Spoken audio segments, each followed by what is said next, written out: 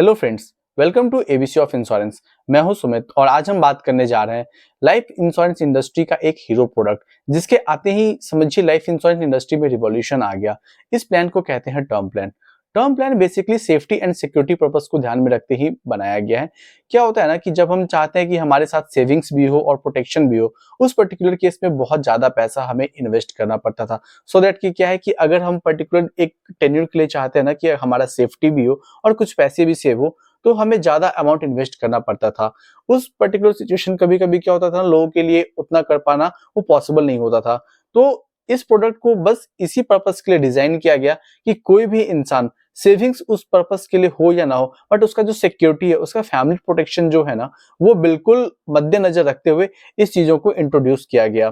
तो आइए आज हम बात करते हैं टर्म प्लान बेसिकली है क्या और इसके कितने टाइप्स होते हैं। तो टर्म प्लान वो हर एक इंसान जो अपना इनकम डिक्लेयर करता है, जैसे बिजनेसमैन है तो बिजनेसमैन अपना आईटीआर जो होते हैं, जो सालाना अपना जो टैक्स डिक्लेयर करते हैं, उसके बेसिस पे अगर उनका जो मिनिमम क्राइटेरिया एक होता है एवरेज हर एक कंपनीज के लिए, अगर वो 5 लाख रुपए का अगर वो अपना आईटीआर डिक्लेयर करते हैं ना, तो वो ये प्लान को अवेल कर सकते हैं। वहीं पे सैलरीड क्लास के लिए थोड़ा सा वहां पे बेनिफिट है कि अगर वो 3.5 लाख रुपए का भी अगर वो डिक्लेयर्ड उनका इनकम है, तो वहां पे वो इस चीजों को ले सकते हैं, अवेल कर सकते हैं। हाँ, सम एश्योर्ड कम मिलेगा, बट जैसा कि उनका ह्यूमन लाइफ वैल्यू कैलकुलेट होगा उनके एज और उनके इनकम के बेसिस पे, तो वहां पे उनको ये टर्म प्लान दिया जा सकता है। तो टर्म प्लान बेसिकली 3 काइंड के होते हैं। 3 तरीके का टर्म प्लान बेसिकली आज के समय में हर एक कंपनी के पास है। पहला जो होता है विदाउट रिटर्न ऑफ प्रीमियम। जैसा कि नाम ही इसका क्लियर है, विदाउट रिटर्न ऑफ प्रीमियम, मतलब जो भी हम पैसा हम पे करेंगे वो पैसा हमें वापस नहीं मिलने जा रहा है। वो पैसे सिर्फ हमारे सेफ्टी पर्पस के लिए हम पे करेंगे और उसके अगेंस्ट हमें क्या होगा, एक सिक्योरिटी मिलेगा। जो भी सम एश्योर्ड हम डिसाइड करते हैं, फिर जो हमारा ह्यूमन लाइफ बनता है और जिसके लिए हम एक कॉन्ट्रैक्ट मतलब कंपनी के साथ हम साइन करते हैं कि हाँ, पर्टिकुलर अमाउंट का हमें सेफ्टी दीजिए और उसके लिए हम एक प्रीमियम पे करेंगे।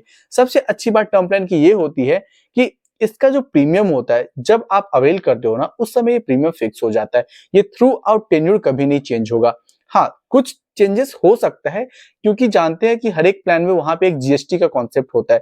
जो जीएसटी हम पे करते हैं, सपोज कीजिए अगर आज वो 18% है, जो कि गवर्नमेंट का रूल है, कल को गए अगर वो जीएसटी का पार्ट 4% हो जाता है, 22% हो जाता है, तो जीएसटी का जो पार्ट है, हो सके वो वहां पे फ्लक्चुएट हो, वो वहां पे चेंज हो, बट जो आपका बेस प्रीमियम होता है वो कभी चेंज नहीं होता है। तो मतलब आज के समय पे आज जो आपका प्रीमियम डिसाइड हो गया, तो थ्रू आउट वही रहेगा।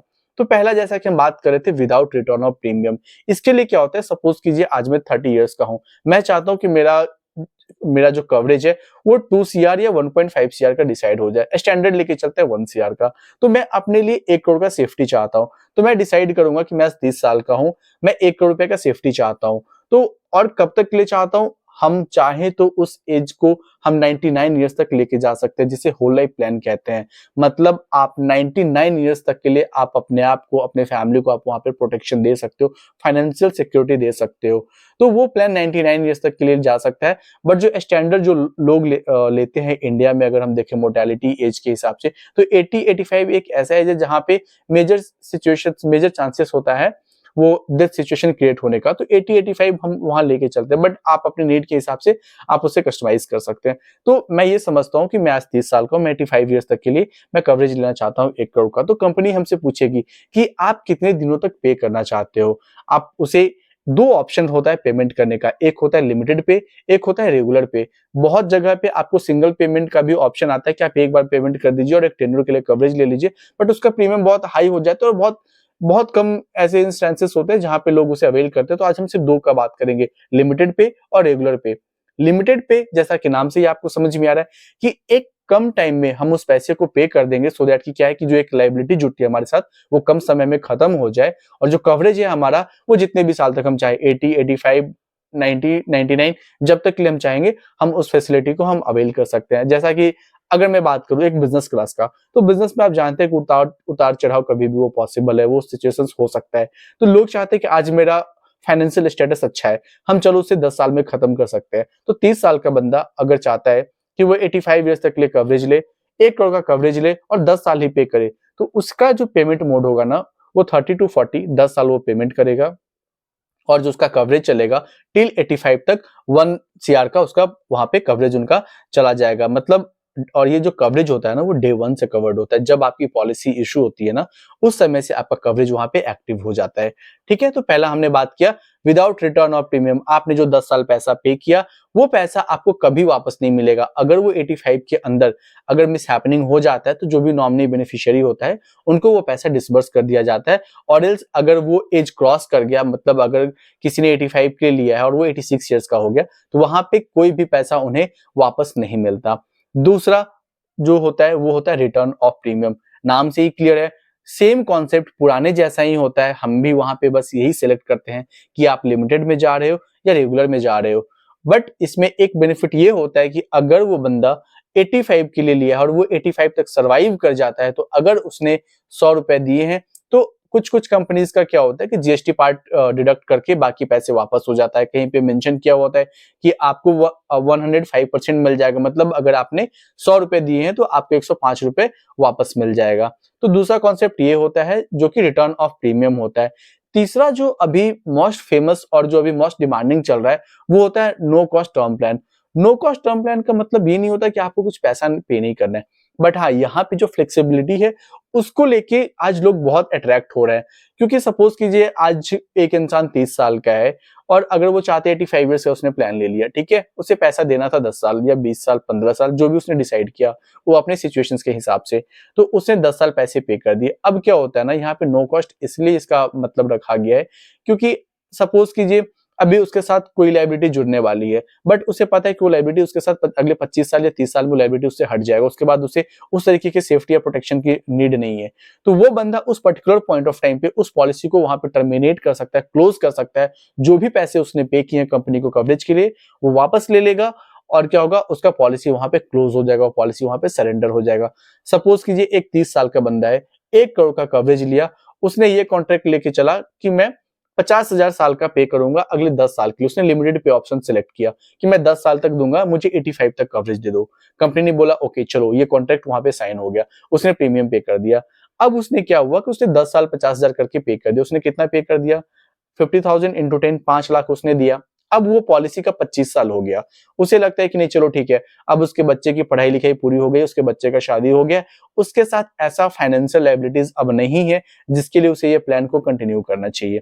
तो वहां पे क्या होगा, आफ्टर यहाँ पे 2-3 हम लोग मार्केट में कंपनी के हिसाब से ऑप्शंस देख सकते हैं। कुछ कंपनीज है जो ऑप्शंस देती है कि आप 25वें साल के बाद आप उस पॉलिसी को टर्मिनेट कर सकते हो, उस पॉलिसी को क्लोज कर सकती हो। कुछ कंपनी ऐसे होते हैं जो बोलते हैं नहीं, जब आप 60 साल के हो जाओगे तो फ्रॉम 61st ईयर ऑनवर्ड्स आप उस पॉलिसी को वहां पे टर्मिनेट कर सकते हो, क्लोज कर सकते हो। आप अपना पैसा लेके वापस हो जाओ और वहां पे पॉलिसी क्लोज हो जाएगी। मतलब एक इंसान जिसने 30 साल का है और अगर उसने 10 साल पैसे दे दिए हैं, अगले 25 साल में अगर उसका लायबिलिटीज उसे लगता है कि चीजें खत्म हो गई है ना, तो उस जगह पे उस अपना जो पैसा उसने 5 लाख रुपए दिए थे वो कंपनी को बोलेगा now I want to terminate, मैं इस पॉलिसी को क्लोज करना चाहता हूं, मुझे और प्रोटेक्शन सेफ्टी की नीड नहीं है। वहां पे उनका डॉक्यूमेंट ले लिया जाएगा, उनका कंसेंट ले लिया जाएगा, वो जो पैसा उन्होंने पे किया था वो वापस कर दिया जाएगा और पॉलिसी वहां पे क्लोज हो जाएगी, उनका कवरेज वहां से खत्म हो जाएगा। वहीं पे कुछ कंपनी जो 60 साल के बाद के, तो सेम कॉन्सेप्ट अप्लाई होगा। जब आप 60 साल के हो जाते हो उसके बाद आप कभी भी चाहो तो आप वहां पे जो भी आपने पैसा पे किया है आप उसे वापस ले लोगे और आपका कवरेज वहां से खत्म हो जाएगा। तो बेसिकली मार्केट में 3 तरीके का ही प्लान जो मेजर जो वो चलता है। पहला विदाउट रिटर्न ऑफ प्रीमियम, दूसरा रिटर्न ऑफ प्रीमियम एंड तीसरा जो होता है नो कॉस्ट प्लान। मतलब जहां पे आफ्टर 25th ईयर, मतलब 25 साल के बाद हमारे पास पॉलिसी को क्लोज करने का ऑप्शन है।